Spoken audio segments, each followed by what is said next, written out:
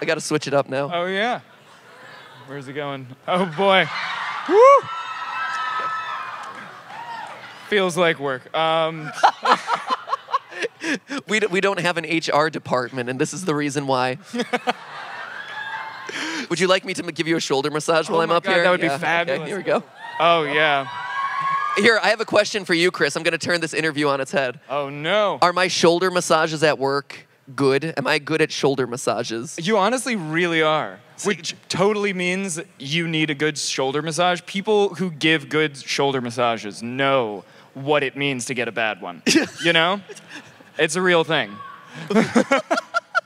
All right, let's move on to the next question, though. This is from Bronco GG Money. Ooh. Who is your favorite Marvel character? We're sticking on this character route for a bit. Ooh, favorite Marvel character. That's a good question. There's so many good ones. I really like Doctor Strange a lot. Yes! Thank you! I feel like he's a bit underappreciated, but, right? Like, come on. This guy literally controls, like, all the laws of the universe, and yet, like, everyone's like, oh, Iron Man is so cool. It's some guy in a suit. Like, yes, right, damn straight. No, but you know, he's the Sorcerer Supreme. He's, like, making portals appear out of nowhere. It's incredible. Like, also, I just love his story, because he starts off as this, like, arrogant know-it-all, and by the end he recognizes, wow, there's so much more to this world that I didn't realize or I didn't know about, and my mind has been expanded, and I want to really immerse myself in learning all the ins and outs of what the mysteries this world has to offer. So not only does he have like the coolest power set, not only is he totally the most OP of all Marvel characters, right? Like, really. I just went through 1 billion different scenarios of the future in my head, and I found the one that allows us to beat Thanos. Okay, great. Like, how can you beat that guy? But then also, like, he has this really cool character arc and a really cool accent. So, like, across the board. And a cape! And also he has a cape that, like, controls itself. Like, so even his clothing has sentience to beat you. So if he gets beaten, then his cape comes in and, like, slaps you across the face with its cape fist. That's awesome. Boom. You know, I had no idea you were so passionate about Doctor Strange. I also really like Spider-Man. Right? Spider-Man Homecoming was really good, right? We can all agree on that? Okay, people are more enthusiastic about Spider-Man than they were about Spider-Man Homecoming. That's okay. They're like, yeah, Spider-Man! Spider-Man Homecoming, yay-ish, I guess. No, you didn't like it? Okay, it's fine. Agree to disagree. It's okay. We still feel okay about this. Oh my gosh, Loki's great, but you know, Loki, who knows what Loki's up to nowadays? You know. That's true. Okay. All right, we're gonna move on. Okay, show of hands. Is he or isn't he? Is he? Isn't he? Okay. I can't do spoilers. Has everyone seen Infinity War? See? Okay, good. Perfect. Great. Here, I gotta switch up. You gotta switch it up. I'm waiting. Switch it up. Okay, sorry. Here.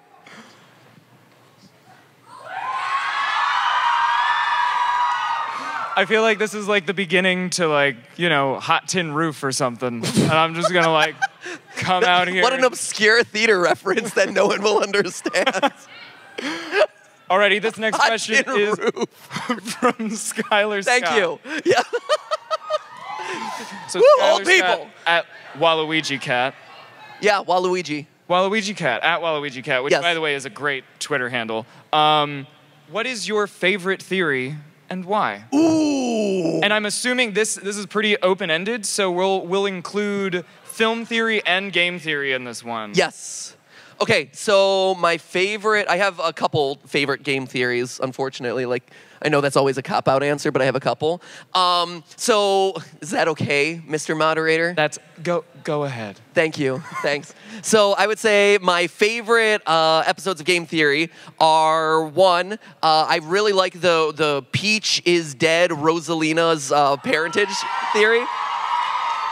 Is Rosalina Peach's daughter? I love that one because that's like my perfect episode of game theory where we take on some deep lore research with us going into like the international translations and looking at the details within the cutscenes in the game.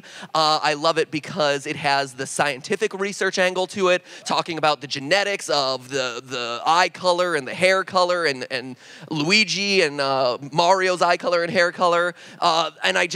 And ultimately, like, at the end of the day, it's one of those theories where I'm like, yeah, I totally, like, by the end, I had convinced myself that this is absolutely the thing. I don't believe every single theory that I do. I think that there's enough evidence to support the theories that I do, but I don't necessarily believe all of them. But that one about Rosalina being Peach's daughter, I absolutely think 100%. I think the game and the evidence in the game really points in that direction. And then I would also say, quite honestly, the entirety of the FNAF series. Right? Because for everyone being like, oh, FNAF is dead, oh, you do too many FNAF theories or whatever. Like, one of the things I love about it is Scott is such a smart game creator because he's seeded in these ideas that get people online talking about his stuff. That, like, games don't do that. And, you know, up until recently, like, no one had even considered that. Like, oh, your gameplay experience is different than their gameplay experience. And, like, the story is there, but not quite. Like, it is such an innovative idea for gaming online. I think it's such a good way to kind of leverage what a modern game looks and feels like. And not only that, but every single person who has ever edited a video of game theory, like all the different editors that we've either had work for us or, you know, have come through the ranks, has worked on a FNAF theory at some point. And so I can look through the entire FNAF series and say, like, oh, that's the one that Ronnie edited. Oh, that's the one that Ryder edited. Oh, that's the one that Lee edited. And it's such a cool moment to see just like how much of a group effort those episodes have been. And it's really inspiring to see that, like, this is kind of our collective creativity in action, which is really awesome. On the film theory side, what's my favorite on film theory? I like a lot on film theory. Film theory was actually really going back to that earlier question about how do you stay like creatively refreshed or what happens when you hit a roadblock.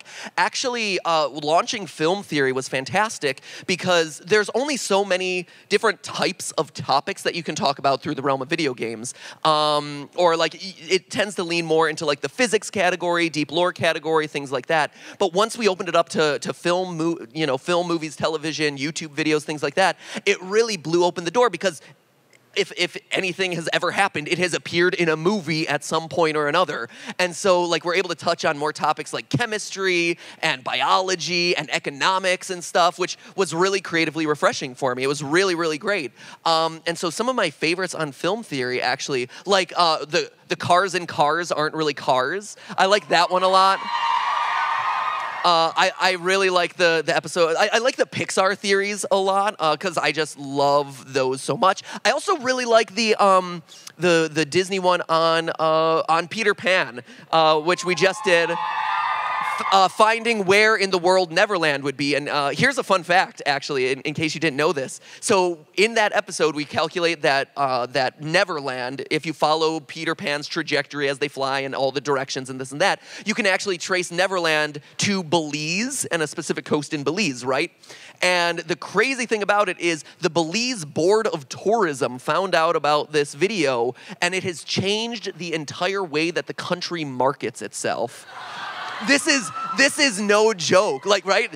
That girl in like the fourth row right there, she's like, oh, no. I'm like, yes. It's crazy. Like, they actually reached out to us and they're like, hey, we are now marketing ourselves as the Neverland, like the real world Neverland. This is no joke. And they also have started a giveaway to real world Peters and Wendy's. Like, if you are a couple with the name Peter and Wendy, they will give you a free trip to Belize. Like, how crazy is that?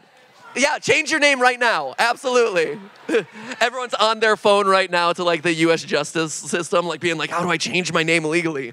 Yeah, so they are actually doing a giveaway to like real world Peters and Wendy's to kind of reinforce this idea of like, we're the real world Neverland. And it's so cool to think that, again, like the first question was, I started this at my lowest of lows, and now I'm at a point and have enough people watching and have enough people supporting us that, like, when we do a video, a country changes the way it talks about itself.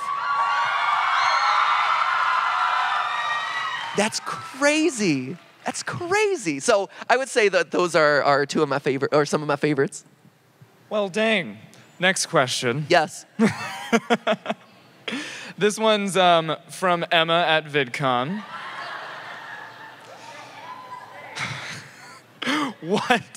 What milestone in your career surprised or shocked you the most? What milestone in my career surprised or shocked me the most? I would say that there were probably two.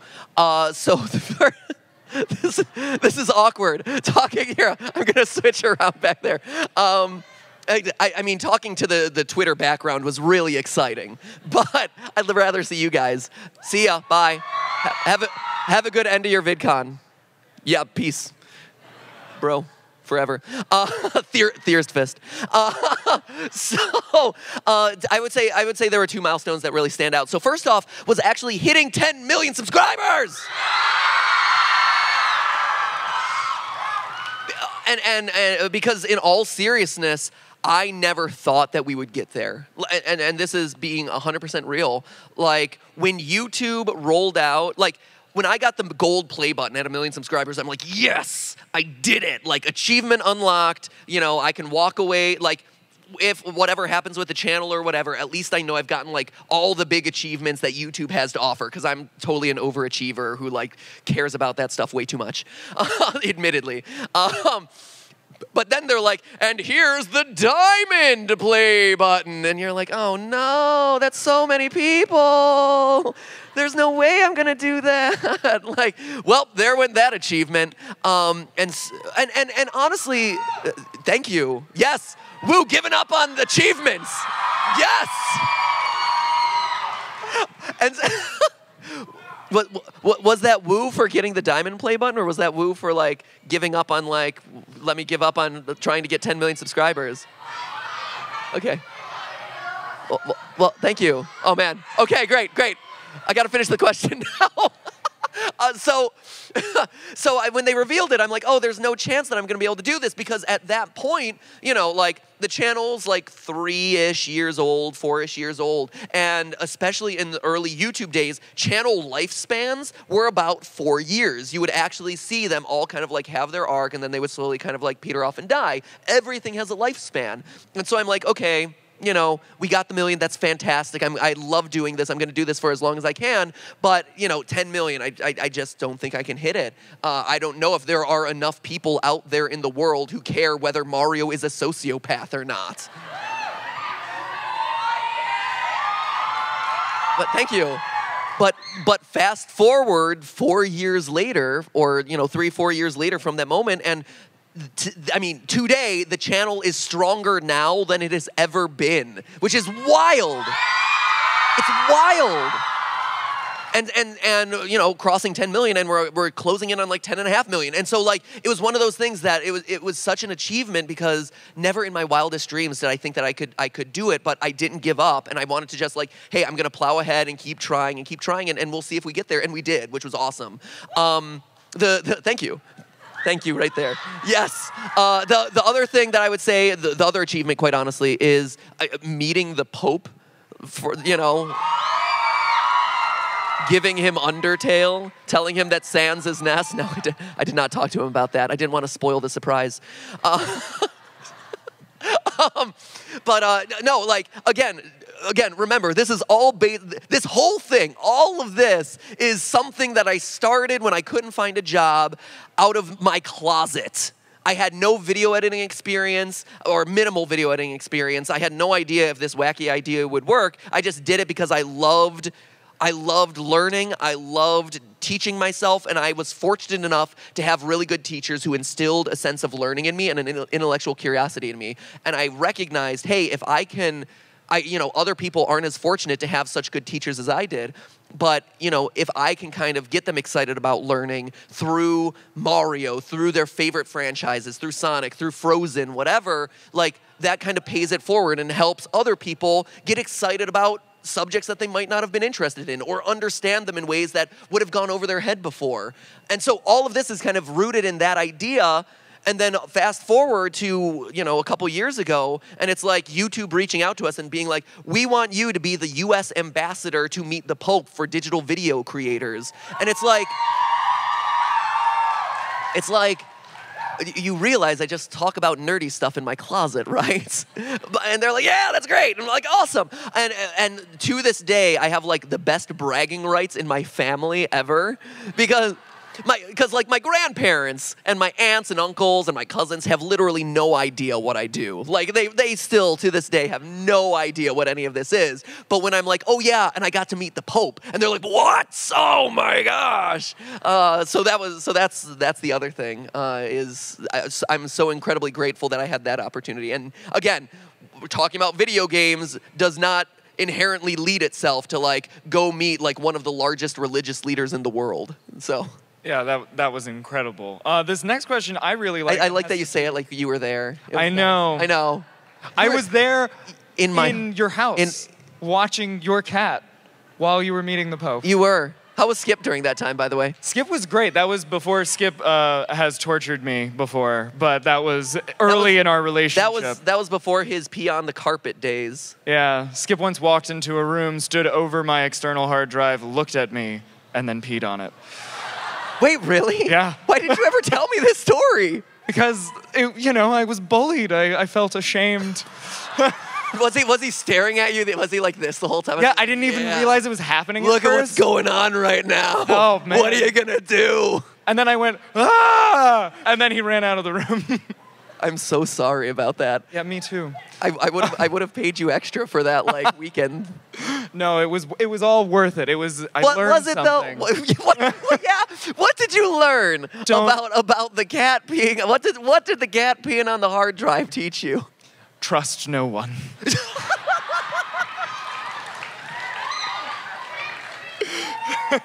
No, this next question is from @SamiraRose_Rose16.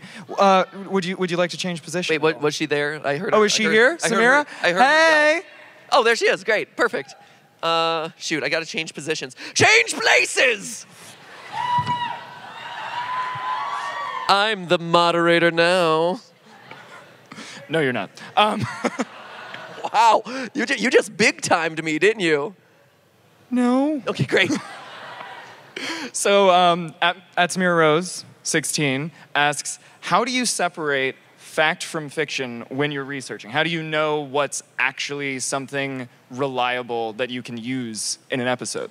I think a lot of, the research process is always really hard because on a week-to-week basis, we're teaching ourselves everything from like Korean copyright law, which was a weird one, to like how a helicopter physics, which is a very different thing from airplane physics, which is a very different thing than like the economic situation in Africa. Like, so every week we're having to like cover so many different topics. So the research part of it is always very, very different based on what you're researching, the topics that you're covering, things like that. But in general, if I were to say like, how do you tell in general, it's one, double and triple checking your resources if you can.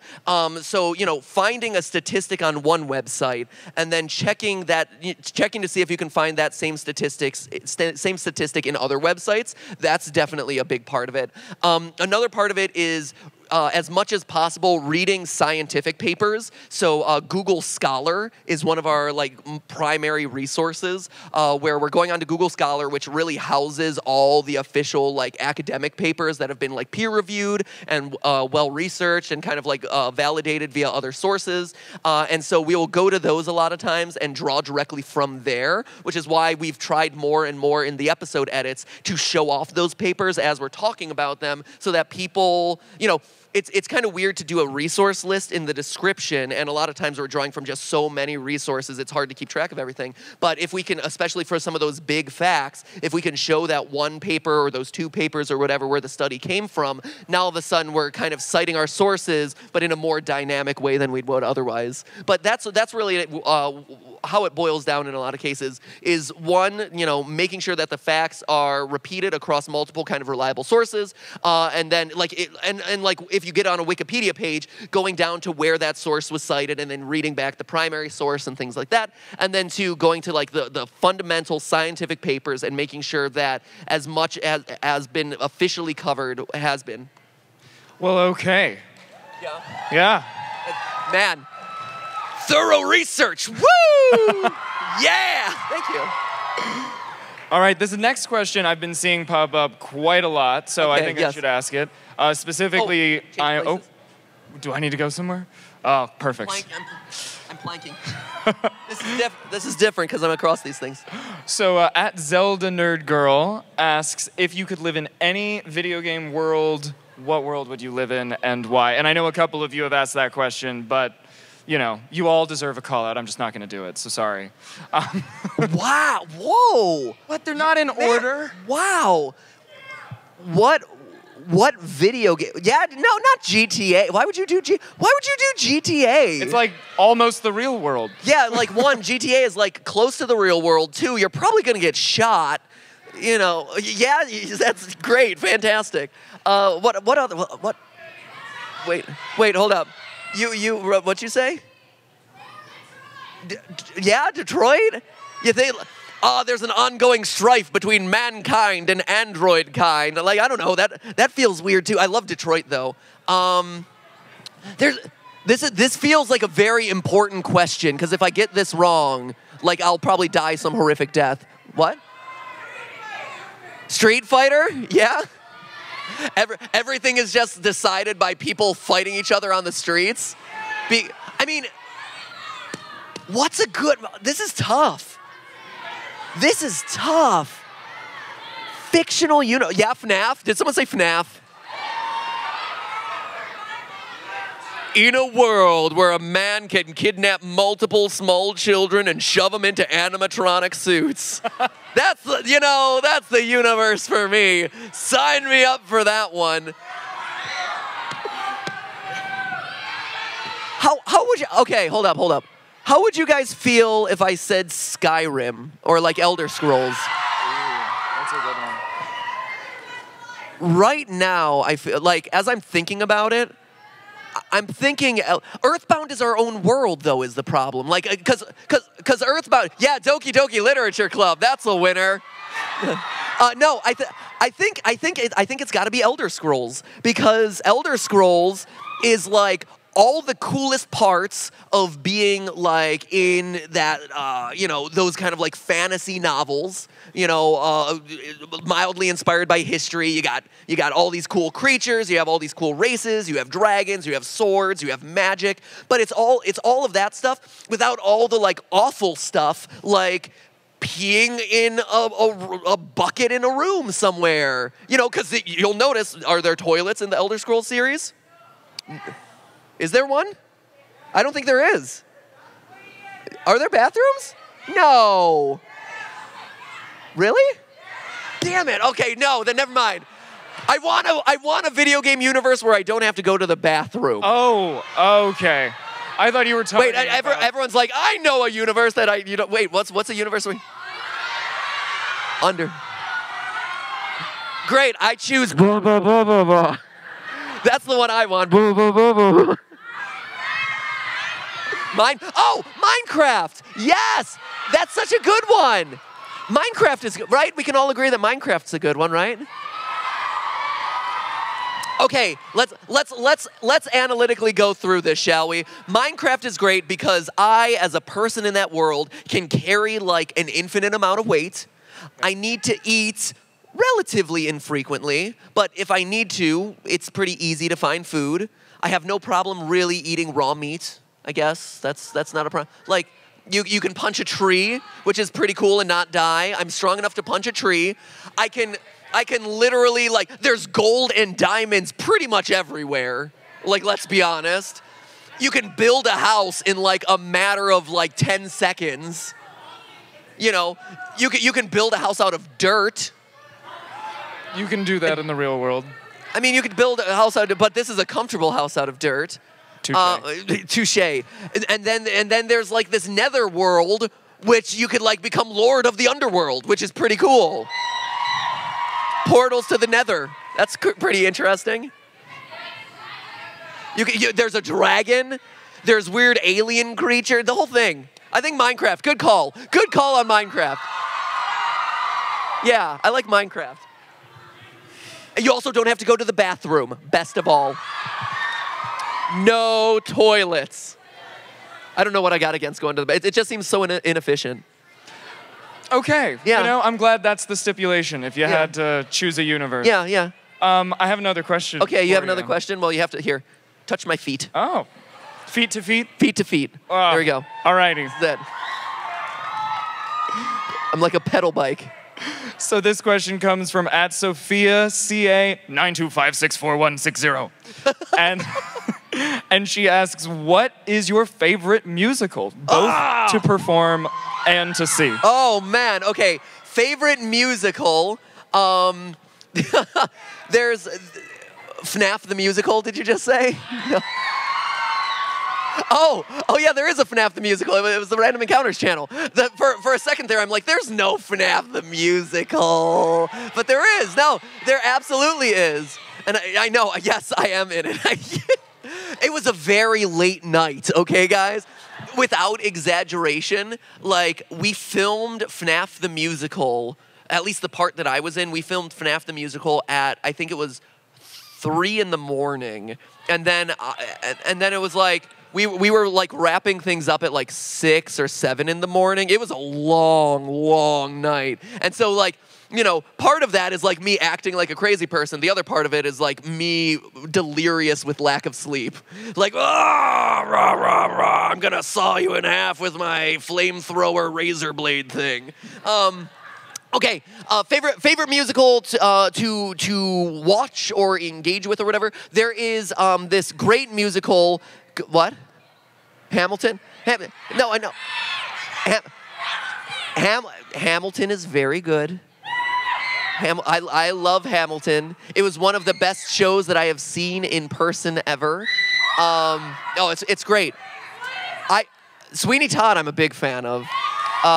It's hard to hate a show where, you know, there's like this murderous barber running around and like everyone in the cast basically gets to ride a slide. Like you're like in the barber chair and then during dress rehearsals they're like, okay, we've got to warm up the slide. Who wants to go? And everyone raises their hand because like you like get your throat slit and it's like, woo, I'm going down the slide. It's awesome.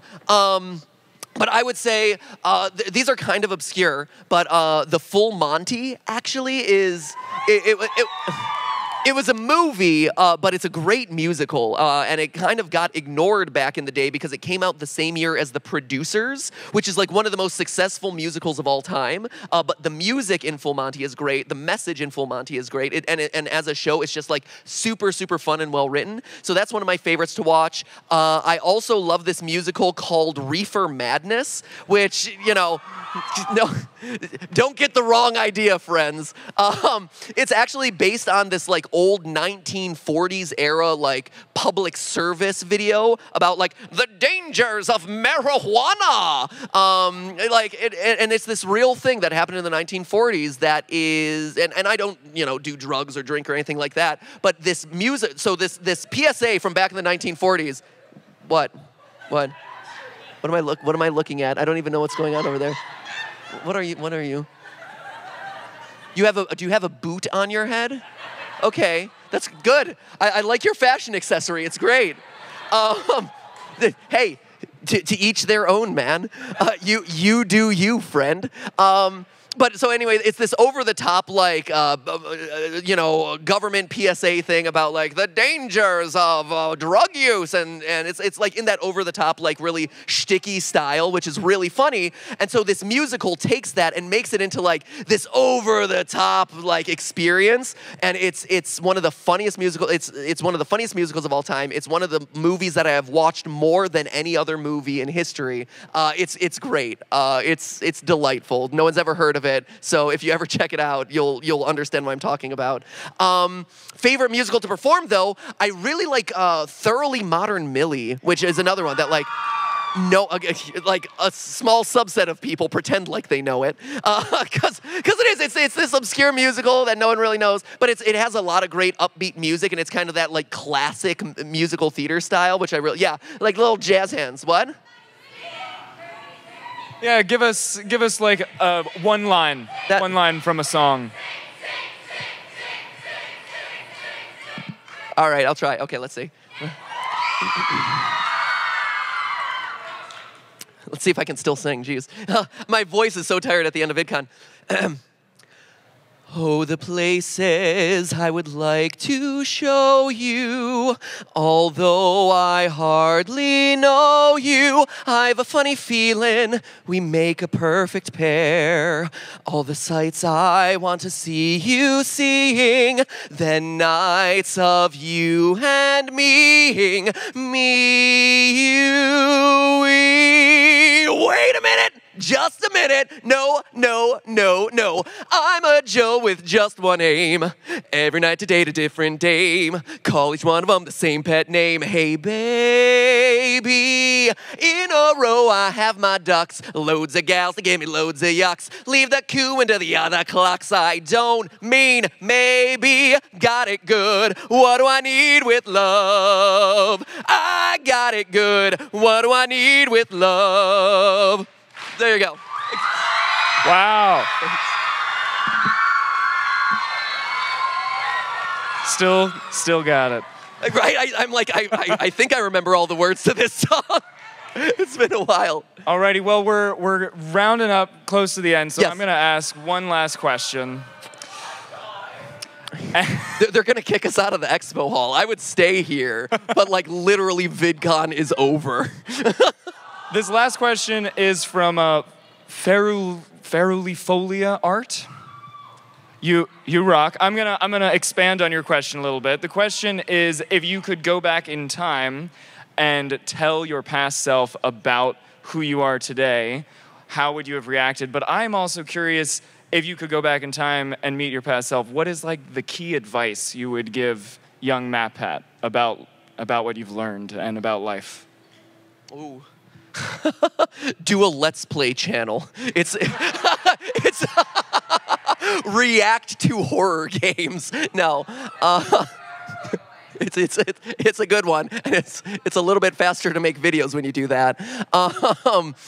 No, what would I tell myself? I think I would tell myself to keep believing in yourself and to not worry so much about what other people think of you. Oh, thanks.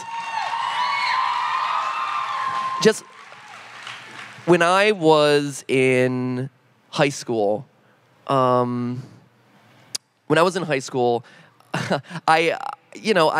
wanted to be popular. I wanted to have a lot of friends. And, being the nerdy type of guy that I am, it wasn't super easy for me. And so I put on this persona or this personality that I thought would make me more likable or cool or more accepted by the people going to school with me. And it wasn't actually me. It wasn't true to who I was and what my passions were. And I very distinctly remember this one moment when I was in show choir, and this girl, show choir, before Glee made it popular, thank you very much. And she's like, MatPat, you're not a genuine person. And I'm like, what? What do you mean? I don't understand. And she's like, yeah, you're not real. And that, like, it took me a while to, like, really understand it and let it kind of, like, sink in. But it was one of those moments that really hit home where I'm like, she's right. I'm not being authentic. And it really wasn't until I met Stephanie who helped me to, right? She's pretty cool. She taught me what it was like to, be confident in who I was, and hey, if people like you, great. If people don't like you, so be it. That's fine. Like, as long as you're being happy with who you are and the person that you are, you have nothing to apologize for. Like, don't let the outside world dictate how you feel about yourself. And that was a really big moment for me.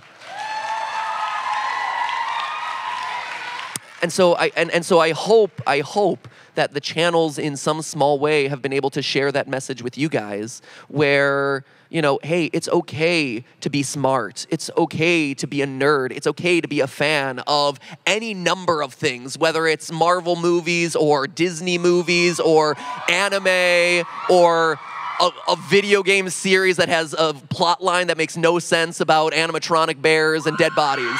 Like, it doesn't matter. Like, you can be yourself, you can be passionate about what you're passionate about, and you have nothing to apologize for because you are special and you are beautiful and you are important and you are deserving and worthy of love. And at the meet and greet yesterday, I think, you know, a lot of people said that the channels have helped them realize that. And that, to me, is the most important thing. Like, 10 million subscribers, meeting the Pope, whatever. Like, that, to me, is the single most important thing that I've been able to do. And if I can keep sharing that message outward to the world, all the better. So, anyway, that's what I would say.